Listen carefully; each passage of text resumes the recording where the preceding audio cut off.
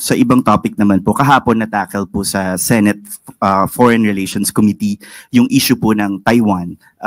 Kasi po natanong yung sila DFA and other government officials on the contingency plan in case po a shooting war breaks out in the island. Sabi po, meron namang contingency plan, but when pressed further, nagtuturuan po kung meron bang budget for the contingency plan because the senators are also doubting our capability to evacuate yung large number of Filipinos from the island.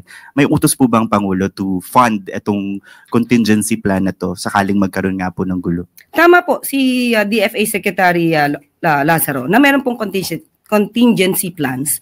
So, nothing to worry. Kasi nagawa na rin po natin to, nagkaroon ng issue ang Israel. Wala sa budget, pero nakaya po natin.